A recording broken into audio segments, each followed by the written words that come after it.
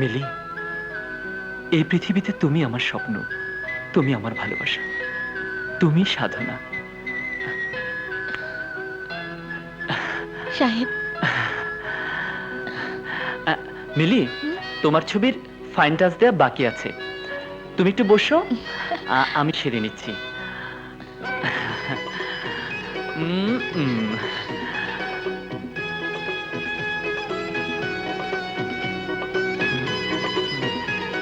একটু প্রোফাইল হতো।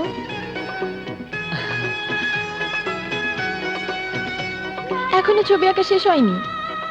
এমন সুন্দর মুখ সহজে কি এঁকে শেষ করা যায়? না, যায় না। মা, তুমি সেদিন হাসপাতালে এই সুন্দর মেয়েটির চোখের পানি দেখেই বুঝেছিলাম মা আমার শিল্পী সাহেবের কষ্টে নিজেও কষ্ট পেয়েছিল। মা,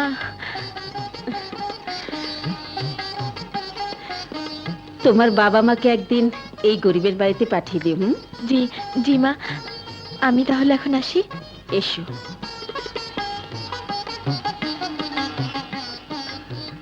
দেখিস আবার কেউ যেন তোর এই অমূল্য ছবিটা ছিনতাই করে না নিয়ে যায়। মা,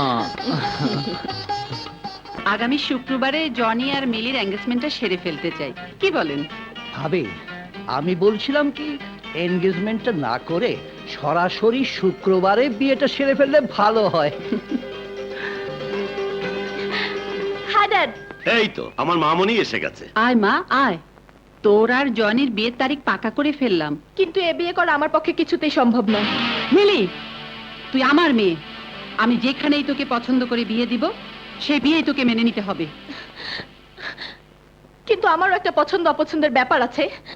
মরে গেলে ওই লম্পট জনিকে আমি বিয়ে করতে পারবো না। এসব কি শুনছি আঙ্কেল? এর জন্য কি আপনার ব্যবসার হাতকে আমি শক্ত করেছি?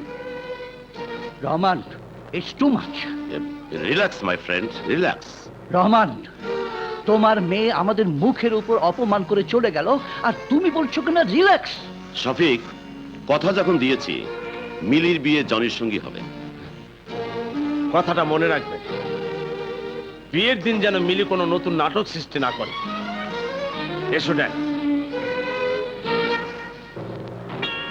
মিলি এই বিয়েতে রাজি হচ্ছে না কেন?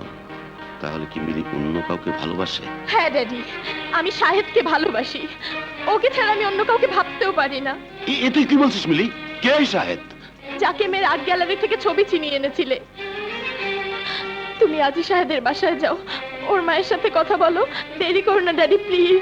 মা, আর কোনো কিন্তু নয় ড্যাডি। তোমরা যদি আমার কথা না রাখো তাহলে আমার মরা মুখ দেখবে। না না মা, না, ও কথা বলিস না।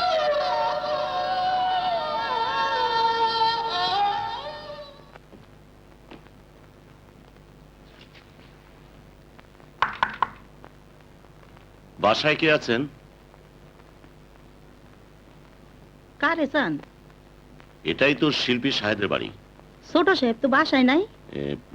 শাহেদের মা বাসায় আছেন? জি, আপনি বসেন, আমি আমারে ডাইক্কা দিতেছি। কে এসেছে রে সখিনা?